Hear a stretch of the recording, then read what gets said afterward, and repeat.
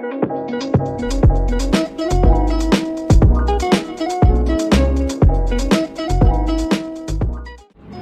warahmatullahi wabarakatuh. Perkenalkan, saya Rika Kartika, SPD MPD.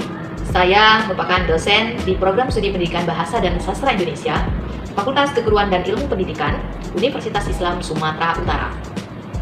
Di video kali ini, saya akan memaparkan terkait dengan DIA, yaitu Delivery, Instruction, and Assessment. Saya mengampu mata kuliah telaah puisi yang berbobot sebesar 3 SKS.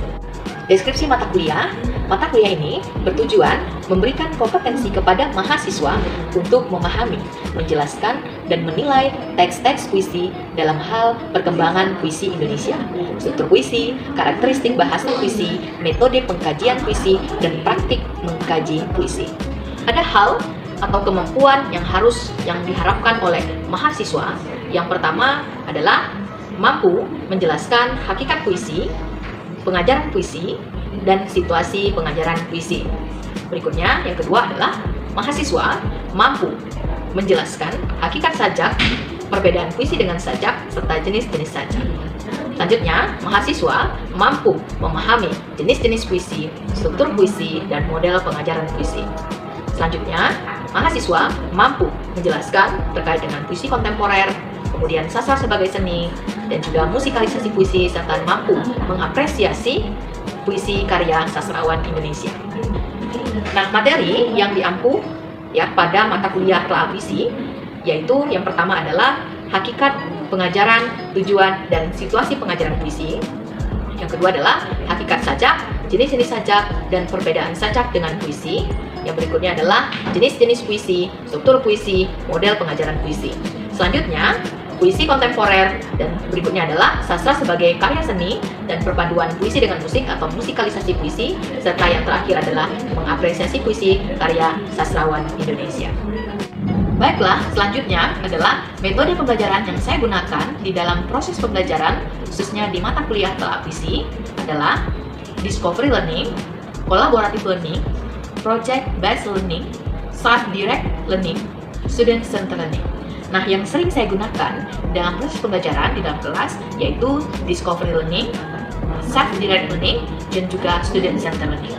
Di mana discovery learning yaitu mahasiswa mampu mengemukakan suatu proses pembelajaran yang baru di dalam proses pembelajaran dalam kelas. Nah, berikutnya adalah self-direct learning, yaitu mahasiswa mampu meningkatkan pengetahuannya melalui inisiatif mereka sendiri dalam melaksanakan proses pembelajaran. Nah, berikutnya adalah student-centered learning, yaitu pembelajaran yang berpusat kepada si mahasiswa itu sendiri. Nah, saat ini kita sedang menggunakan kurikulum Merdeka Belajar, di mana salah satu kebijakan yang ada pada Merdeka Belajar adalah mewujudkan pembelajaran yang berpusat kepada mahasiswa. Nah, pembelajaran kali ini menggunakan hybrid learning, di mana di sini saya menggunakan pembelajaran secara sinkronus dan juga asinkronus. Nah, ketika saya menggunakan pembelajaran secara sinkronus, saya menggunakan berbagai aplikasi untuk memudahkan saya berkomunikasi atau bertatap maya dengan mahasiswa menggunakan Google Meet atau Gmeet, kemudian juga menggunakan aplikasi Zoom. Nah, untuk memudahkan proses komunikasi saya bersama mahasiswa, saya juga menggunakan WhatsApp Group. Selanjutnya adalah Salidia atau PowerPoint yang saya gunakan untuk menayangkan bahan kajian saya di dalam proses pembelajaran. Selanjutnya, secara asinkronus adalah menggunakan e-learning yang sudah disediakan di Universitas Islam Sumatera Utara. Selanjutnya adalah penilaian. Nah, beberapa penilaian yang saya berikan kepada si mahasiswa, diantaranya adalah kehadiran yang berbobot sebesar 5%. Saya membuat nilai berdasarkan kehadiran karena saya ingin sertakan mahasiswa saya yang disiplin akan tanggung jawab terkait dengan perkuliahan. Nah, berikutnya adalah kuis yang berbobot sebesar 5%, di mana kuis ini adalah yang dapat dilakukan di dalam proses pembelajaran maupun di luar proses pembelajaran. Nah, berikutnya adalah tugas, di mana tugas ini saya membuat ada 6 tugas yang dapat diberikan kepada mahasiswa saya, yaitu ada tugas rutin, kemudian critical book report, kemudian critical journal review, kemudian ada mini riset, kemudian ada rekayasa ide, dan juga project. Di mana yang pertama adalah tugas rutin, yaitu tugas yang diberikan kepada mahasiswa untuk menyelesaikan segala tugas-tugas perkuliahan seperti makalah dan sebagainya. Kemudian adalah critical book report, ya, adalah mengkritisi buku, ya, yang saya berikan nantinya kepada mahasiswa. Kemudian mahasiswa mengkoreksi bagaimana kelebihan dan juga kelemahan di dalam buku tersebut. Berikutnya adalah critical journal review, mana saya memberikan mahasiswa kebebasan dalam memilih artikel yang berkaitan dengan telaah puisi. Selanjutnya adalah mereka menganalisis atau mengkritisi kelebihan dan kekurangan pada artikel tersebut. Berikutnya adalah mini riset. Mereka akan melakukan penelitian kecil yang berkaitan dengan telaah puisi. Nah, selanjutnya adalah rekayasa ide, di mana mereka nanti akan mampu menulis satu artikel yang berkaitan dengan telaah puisi. Dan yang selanjutnya adalah project, di mana mereka akan menghasilkan salah satu karya yang berkaitan dengan telaah puisi di tugas project kali ini. Ya, yang keempat adalah UTS, ujian tengah semester, yang berbobot 30%. Dan yang kelima, UAS, ujian akhir semester yang berbobot 40%, di mana ujian akhir semester ini adalah ujian di akhir mata kuliah telaah puisi untuk mengukur kemampuan mahasiswa dalam memahami materi terkait dengan telaah puisi. Nah, selanjutnya, referensi yang saya gunakan untuk mendukung proses pembelajaran, khususnya di mata kuliah telaah puisi, selain bahan ajar yang saya gunakan, terdapat juga referensi, yaitu buku antologi puisi abu-abu yang saya ciptakan sendiri bersama mahasiswa untuk meningkatkan proses pembelajaran dan juga meningkatkan kreativitas mahasiswa dalam proses penulisan, khususnya adalah puisi. Buku ini dapat dimanfaatkan oleh mahasiswa untuk mendukung proses pembelajaran di dalam kelas, khususnya di mata kuliah telaah puisi. Sebelum saya mengakhiri video ini, saya akan menampilkan video proses pembelajaran saya di dalam kelas secara daring. Baik, Assalamualaikum warahmatullahi wabarakatuh. Waalaikumsalam. Ya, selamat pagi semuanya. Pagi, Bu. Iya, apa kabar semuanya, sehat? Alhamdulillah, Ibu, sehat, Bu. Ya, alhamdulillah ya. Iya, pada pagi hari ini kita semua berkumpul kembali di ruang Jimit ya. Nah, perkuliahan hari ini kita masih masih kuliah ya secara daring menggunakan Jimit ya atau Google Meet ya. Nah, untuk memudahkan kita berkomunikasi ataupun bertatap maya dalam proses pembelajaran. Sebelumnya ya di sini saya ya akan ini dulu ya akan share screen terlebih dahulu ya apa yang akan menjadi bahasan materi kita selanjutnya. Nah, di selanjutnya itu kan kita sudah membahas ya terkait dengan jenis-jenis puisi ya. Nah, jenis-jenis puisi ya. Nah, kita sudah paham ya apa sih sebenarnya banyak sekali ya jenis puisi yang sudah kita bahas di minggu lalu. Nah, pada minggu hari ini ya kita akan membahas ya materi selanjutnya yaitu berkaitan dengan struktur puisi ya. Nah, struktur puisi di mana pada mata kuliah telaah puisi ya. Nah, di sini kalian coba perhatikan ya. Nah, sudah tampil ya di ini kalian sudah tampil? Sudah kelihatan? Sudah, Bu. Ya. Oke, baik. Terima kasih. Ya. Baik. Nah, tujuan pembelajaran kita hari ini adalah memahami ya hakikat puisi dan juga memahami struktur puisi. Nah, nanti di akhir pembelajaran kan juga sudah tahu ya kan bagaimana sih sebenarnya struktur puisi itu ya kan dan bagaimana sih sebenarnya puisi itu. Nah, walaupun di pembelajaran pertama kita sudah mempelajari apa itu puisi ya. Baik. Ya, nah sebelumnya, kalian coba ini ya lihat dulu di e-learning kalian masing-masing ya sudah ada ya. Nah sudah ada di situ. Nah silakan kalian isi presensi kalian, ya isi daftar hadir ya. Nah kehadiran di pertemuan ke-6 ya. Nah coba perhatikan di situ sudah ada daftar hadir mahasiswa ya. Nah dan juga materi kita pada hari ini sudah saya cantumkan di e-learning kita. Silakan nanti kalian bisa mengunduhnya ya. Nah kemudian jangan lupa diisi daftar hadirnya ya. Nah di sini ya http elearning.uisu.ac.id. Ya, ini pertemuan ke-6 di paling bawah itu ada struktur puisi. Silakan diisi ya. Jangan lupa karena nanti akan menentukan ya kan kalian hadir atau tidak nih. Nah, ya kan? Nah, di situ nanti kelihatan juga bagaimana nanti ya kan nilainya ya kan karena berpengaruh juga daftar hadir ini, ya. Oke, silakan diisi ya. Oke, baik kita lanjutkan pembelajaran kita. Nah, silakan sebelum kita memulai ya terkait dengan struktur puisi ini, silakan nih kalian simak terlebih dahulu video berikut ini ya. Silakan kalian simak ya. Kemudian kalian bisa berargumentasi ya terkait dengan puisi itu seperti apa. Yuk silakan ya didengar terlebih dahulu. Serupa Mas Umamba, bubuh mengantarkan ujangan hidup. Kecapi dalam suara sunyi menyendiri. Bubuh dan kecapi membalut nyeri, menyatu dalam suara genting. Terluka, melukai, luka-luka menganga akibat ulah manusia. Terengah dalam tabung dan selang. Aku, seorang petani Bojong-Sari, menghidupi mimpi dari padi yang ditanam sendiri. Kesederhanaan pantan hidup dapat untung dilipat dan ditabung. 1974, anak air yang kucinta berumur 29 tahun. Waktu yang muda bagi berdirinya sebuah negara. Lambang Garuda, dasarnya Pancasila, Undang-Undang 45. Oke, baik ya. Nah, sudah lihat ya, sudah disimak tadi ya. Nah, terkait dengan puisi ya, sudah disimak semua ya? Sudah ya? Oke. Sudah, Bu. Baik ya, kita akan lanjutkan. Nah, berdasarkan simakan video yang sudah kalian tonton atau sudah kalian simak tadi, nah apa sih sebenarnya menurut kalian itu puisi itu seperti apa? Silahkan. Puisi merupakan ragam sastra yang terkait dengan unsur-unsur seperti rima, mantra, rima baris, dan bait. Oke. Puisi juga ya, terus? Puisi juga dapat dikatakan sebagai ungkapan emosi, imajinasi, ide, pemikiran, rima, nada, susunan, kata-kata kiasan, kesan panca indera, dan perasaan, Bu. Oke, baik ya. Nah, itu menurut Farika ya. Nah, dia katakan bahwasanya puisi itu merupakan salah satu bentuk imajinasi ya yang ada pada seseorang. Kita perhatikan ya.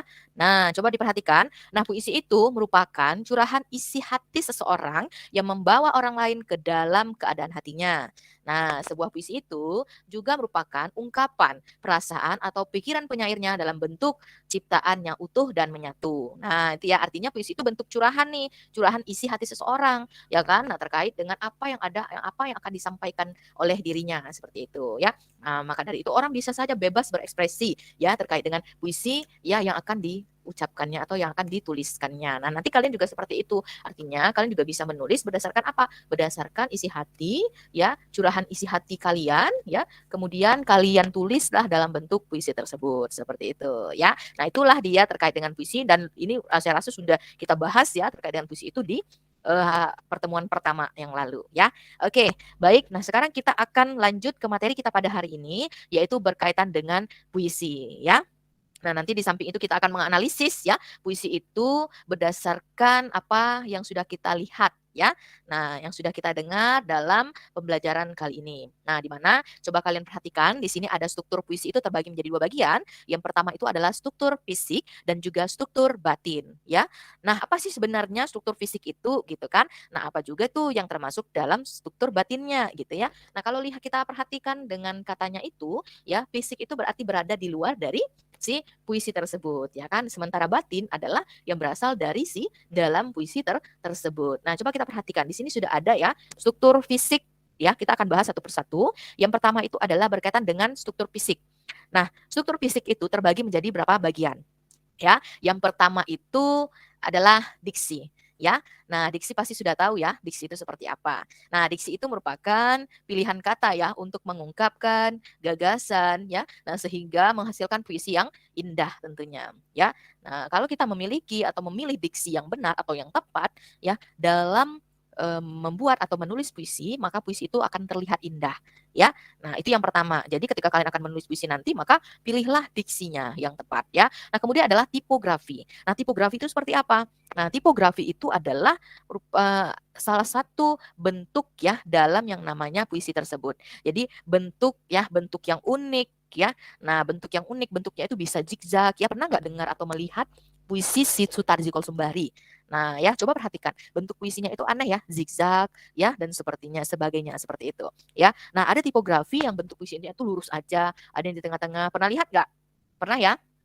Pernah, Bu. Pernah ya? Iya, pernah dong, ya kan? Kita kan hari ini sudah akan membahas puisi. Nah, kemarin tuh kita sudah membahas jenis-jenis puisi. Artinya sudah tahu nih bagaimana bentuk-bentuk dari puisi itu, ya. Nah, itu dimaksud dengan tipografi. Nah, berikutnya adalah rima. Nah, rima ini biasanya itu dia lebih ditekankan kepada puisi lama. Dia biasanya berada di akhir baris ya. Nah, biasanya itu dia kalau di puisi lama itu dia biasanya berbunyi sama, misalnya semuanya. Pernah dengar atau melihat pantun tidak? Pernah ya pastinya ya.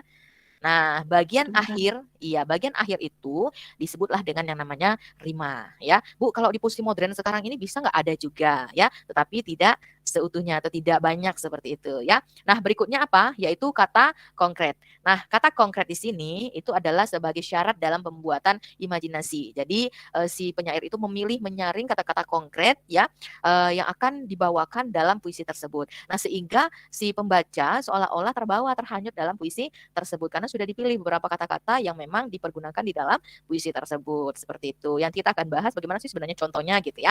Nah, kemudian imaji seperti apa?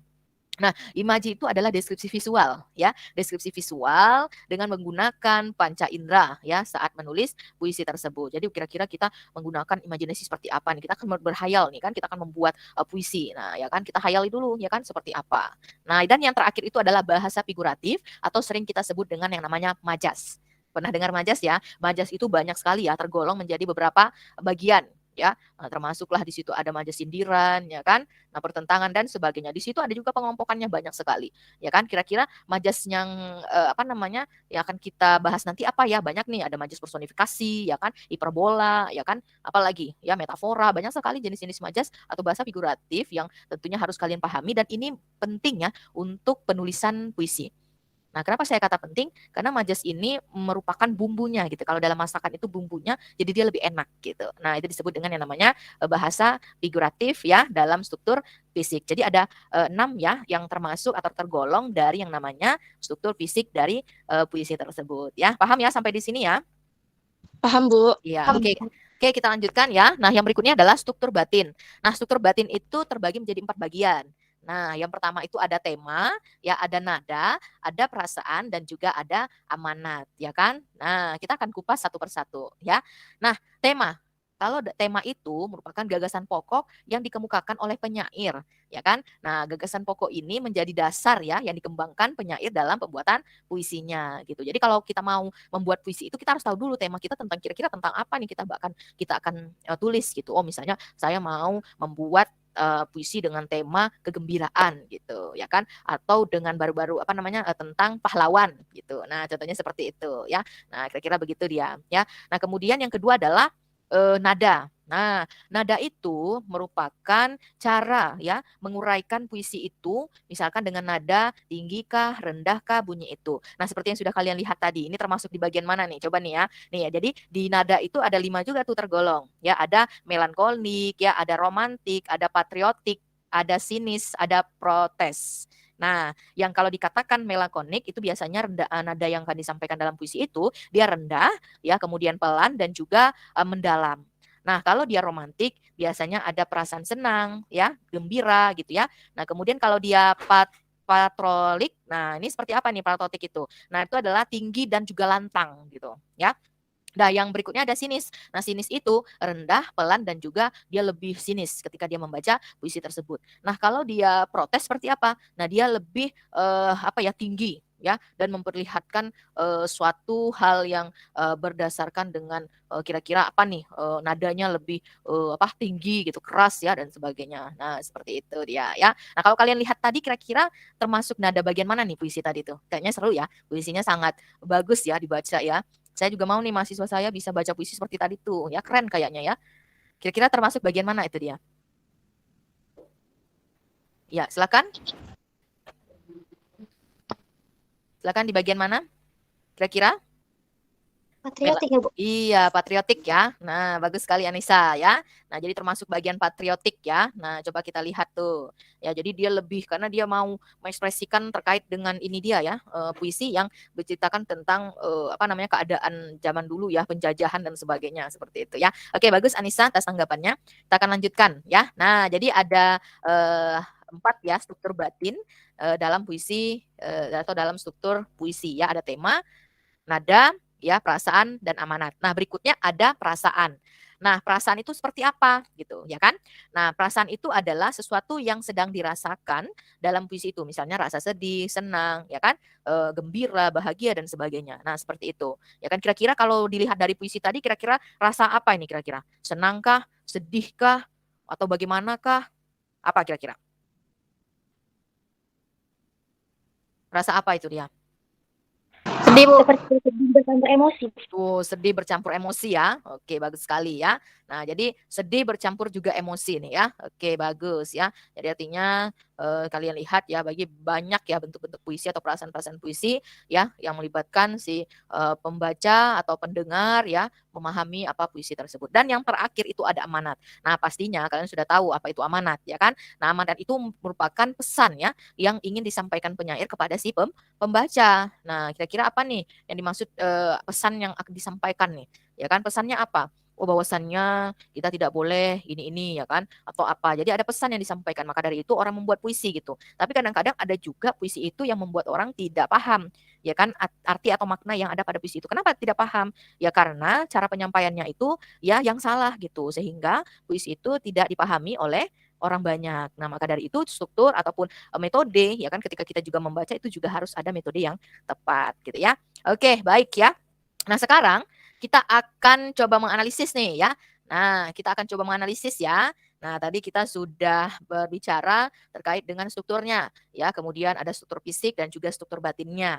Nah, bagaimana sih seandainya kalau kita akan mengupas ya satu contoh puisi ya. Ini kebetulan saya ambil milik Sapardi Djoko Damono ya, yang berjudul Hujan Bulan Juni.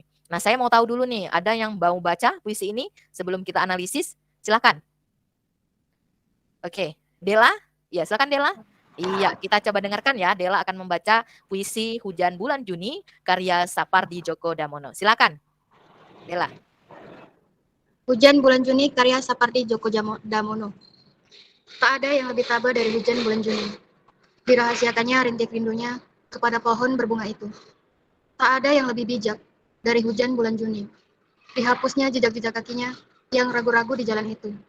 Tak ada yang lebih arif dari hujan bulan Juni. Dibiarkannya yang tak terucapkan diserap akar pohon bunga itu. Sekian, Bu. Kita beri tepuk tangan dulu untuk Dela ya. Oke, terima kasih Dela ya. Nah, walaupun baca puisinya masih ini ya, tetapi terus belajar ya. Artinya supaya lebih baik lagi ke depannya ya. Oke, tadi sudah dibaca oleh Dela ya, terkait dengan satu contoh puisi yang akan kita analisis bersama nih ya, yaitu Hujan Bulan Juni berdasarkan struktur fisik dan juga struktur batinnya. Oke, kita mulai terlebih dahulu dari struktur fisik ya puisi tersebut.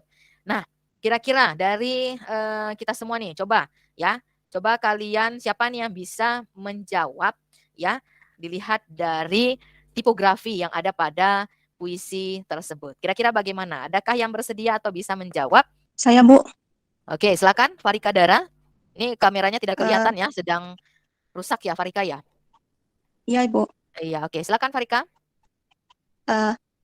Tipografi di dalam puisi Hujan Bulan Juni tersebut terdiri atas 3 bait. Masing-masing baitnya memuat 4 baris. Setiap baris terdiri atas 4 sampai 5 kata. Tiap baris memuat kurang dari 12 suku kata, Ibu. Oke, baik ya. Terima kasih ya Farika. Nah, tadi sudah menjawab terkait dengan tipografi yang ada pada puisi Hujan Bulan Juni ya. Oke, terima kasih Farika atas jawabannya. Selanjutnya kita akan coba menganalisis kembali ya, masih di struktur fisiknya ya. Nah, kira-kira apa nih yang menjadi majas? Nah, saya mau dengar dulu ini karena majas ini merupakan hal yang paling penting kalau kita mau membuat puisi ya. Silakan, kira-kira majas yang terdapat pada Hujan Bulan Juni itu kira-kira apa? Silakan, siapa yang bisa menjawab? Siapa yang bisa menjawab? Saya, Bu. Oke, silakan. Nah, majas yang tergantung di dalam Hujan di Bulan Juni itu majas personifikasi, Bu. Yang dimana majas personifikasi itu menghidupkan benda mati seolah-olah hidup di dalam puisi itu, Bu. Kan seperti hujan itu kan ibaratnya benda mati, tapi dibuat dalam puisi itu seolah-olah dia beneran ada, Bu. Maksudnya hidup gitu, Bu. Dan juga terus kata hujan itu dipadankan dengan kata tabah. Kata tabah dan arif, jadi padanan kata hujan itu membuat hujan seolah-olah memiliki nyawa, Bu, dan berlaku kayak seperti manusia, seperti kita punya nyawa. Terus ada juga di akhir puisi diserap akar. Terus ya dalam diserap akar itu mengandung majas personifikasi, karena kan akar itu dia benda hidup tapi dia kan bukan manusia, Bu, gitu, Bu. Sekian Ya, dari baik ya, terima kasih Ini siapa nih? Si Ulan ya. Ini pakai akun orang lain nih si Ulan nih. Ya, Bu. Oke, ya terima kasih Ulan ya atas jawabannya ya, sangat luar biasa ya, antusias sekali nih mahasiswa saya ya untuk menganalisis puisi ya Hujan Bulan Juni, karena puisinya juga enak ya, Hujan Bulan Juni gitu ya. Artinya enak didengar ya, bukan enak dimakan gitu ya, tetapi enak didengar ya. Selanjutnya kita akan bahas terkait dengan unsur batinnya. Ya, silakan unsur batinnya ini tadi ada 4 ya. Nah, maka coba nih silakan kita akan bahas dulu terkait dengan tema. Nah, kira-kira tema yang ada pada puisi Hujan Bulan Juni itu kira-kira temanya bagaimana? Silakan. Ada? Izin Bu, ulang lagi boleh jawab? Oke, boleh. Silakan Ulan. Semangat Eh, sekali. Izin ya Bu, tema Ya. yang ada dalam puisi Hujan di Banjuni karya Sapardi Djoko Damono itu Bu, ketika seseorang jatuh cinta tapi masih merahasiakan perasaannya Bu. Dia memilih untuk merahasiakan perasaannya dan menyimpannya dalam diam Bu. Mungkin dari saya segitu aja dulu Bu. Baik, terima kasih ya Ulan ya. Jadi kalau menurut Ulan itu tema dalam Hujan Bulan Juni itu adalah ya cinta yang tersimpan gitu ya, atau tidak terungkap ya, seperti itu ya Ulan ya. Oke, baik, terima kasih Ulan atas jawabannya ya. Selanjutnya kalau kita lihat dari rasa. Nah, kira-kira rasa dari yang namanya unsur batin dalam puisi Hujan Bulan kira-kira apa? Ada yang bisa menjawab? Silahkan. Liza, Ibu. Oke, silakan Karika Liza. lagi boleh. Oh, silakan. Ada 2 nih. Siapa ini? Liza ya, terlebih dahulu ya. Oke, Ya. silakan Liza. Rasa itu sikap pengarang terhadap pokok permasalahan dalam puisinya. Nah, pada puisi ini mengandung perasaan sedih akan ketulusan cinta, kesabaran, dan kesederhanaan yang mendalam mewarnai puisi ini. Hal itu tampak dan tergambarkan dengan jelas dari makna kata-kata yang digunakan. Selain itu, rasa puisi ini dapat dilihat pada lirik ke-10 dan 11. Hanya yang tak terucap diserap akar pohon bunga itu. Penulis merangkai kata-kata tidak sekedar menjadi rangkaian bait-bait yang indah, tetapi juga memberinya ruh secara sepintas.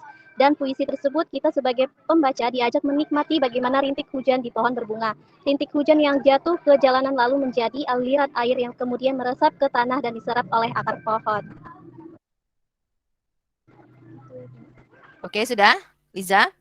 Ya, Ibu, itu. Oke, baik. Terima kasih ya Liza atas penyampaiannya ya terkait dengan apa sih sebenarnya rasa dari yang namanya struktur puisi ya, khususnya di struktur batinnya ya. Nah, tadi dikatakan bahwasannya rasa itu ya pada puisi ini ya tampak tergambarkan sangat jelas ya dengan makna kata-kata yang sudah dipergunakan dalam puisi tersebut ya. Banyak sekali ya, jadi sudah paham Ananda semuanya mahasiswa sekalian ya terkait dengan analisis puisi kita pada hari ini khusus di unsur batin dan unsur fisik pada puisi tersebut. Jadi dapat kita simpulkan ya bahwasannya puisi itu adalah suatu karya sastra yang menggambarkan perasaan, pikiran dan imajinasi penyair ya. Nah, dalam pembuatan puisi ya. Nah, struktur fisiknya apa aja? Ada tipografi, imaji, kata konkret, diksi dan juga bahasa figuratif ya. Struktur batinnya apa saja? Ada tema, rasa, nada dan juga amanat ya. Oke. Nah, untuk kuis di rumah, nah kalian kan sudah punya ya ini ya. Nih, antologi puisi abu-abu sudah ada kan? Nah, ini silakan, ini banyak sekali berbagai puisi di dalamnya ya. Nah, silakan kalian pilih salah satu ya, kemudian silakan kalian analisis berdasarkan struktur fisik dan struktur batinnya. Nah, seperti ini ya. Sudah ada ya, sudah kelihatan di ini kalian semua sudah ada ya. Nah, sudah ada, kita pakai ini. Silakan kalian pakai, kalian ambil satu, kemudian kalian analisis berdasarkan struktur batin dan juga struktur fisiknya ya. Oke. Nah, setelah itu jangan lupa juga untuk tugas critical journal review ya, critical journal review-nya ya, oke? Jangan lupa juga untuk dikerjakan. Terima kasih Ananda semuanya, sampai jumpa lagi minggu depan ya. Kita akan lanjutkan pembelajaran kita minggu depan. Jangan lupa akan tugas-tugasnya semuanya ya. Ya, Ibu.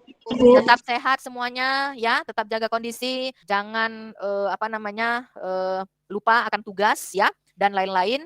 Ya, semoga kita akan bertemu di minggu depan dalam keadaan sehat semuanya. Amin ya. Ya, oke, baik, sampai di sini saya ucapkan alhamdulillahirabbil alamin ya. Saya tutup pembelajaran kita pada hari ini ya dengan mengucapkan wassalamualaikum warahmatullahi wabarakatuh. Waalaikumsalam warahmatullahi wabarakatuh. Demikian video proses pembelajaran mata kuliah Telaah Puisi. Semoga dapat bermanfaat untuk kita semua. Saya akhiri dengan wassalamualaikum warahmatullahi wabarakatuh.